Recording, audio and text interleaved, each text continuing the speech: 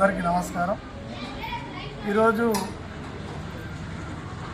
BJP రాష్ట్ర అధ్యక్షుడిని arrest చేయడం అనేది దాన్ని తీవ్రంగా ఖండిస్తూ కామారెడ్డి ఎమ్మెల్యే వెంకటరమణారెడ్డి గారిని నిన్న ఏ విధంగా కాంగ్రెస్ వాళ్ళందరూ వాళ్ళ క్యాంప్ ఆఫీస్కి వెళ్ళి ముట్టడించడం, దాంట్లో ఇరు వర్గాలు కొట్లాడుకోవడము, అక్కడ సందర్భాన్ని బట్టి అట్లానే మన వెంకటరమణారెడ్డి గారిని సపోర్ట్ చేయడానికి రాకేష్ రెడ్డి గారు కానీ, అదేవిధంగా ఈరోజు రాష్ట్ర అధ్యక్షుడు రామచంద్రరావు గారు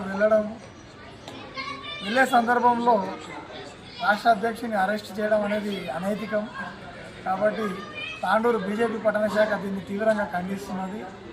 ఒక నిరంకుశ పాలన, ఒక నిజాం లాగా తయారై, అదేవిధంగా బాన్స్వాడలో ఒక హిందూ మహిళ దేవుని పాటలు పెట్టుకోనియకుండా ఎక్కడికి వెళ్తున్నది, దేవుళ్ళ గుడులు పలగొడుతున్నారు, హిందువుల మీదనే టార్గెట్ చేస్తున్నారు. హిందూ పండుగలు వచ్చినప్పుడు ఒకలాగా, వేరే మతస్థుల పండుగలు వచ్చినప్పుడు ఒకలాగా. హిందూ పండుగలు వస్తే మేము అప్లికేషన్ పెట్టుకుంటే కూడా దిక్కు దివానా లేదు. వేరే పండుగలు వస్తేనేమో వాళ్ళు చెప్పగానే ముందే వీళ్ళే పోయి ఫస్ట్ అక్కడ పనిచేయడానికి తయారైనట్టు. ఇది నిజాం సర్కారా లేకుంటే నియంత్రిత సర్కారా?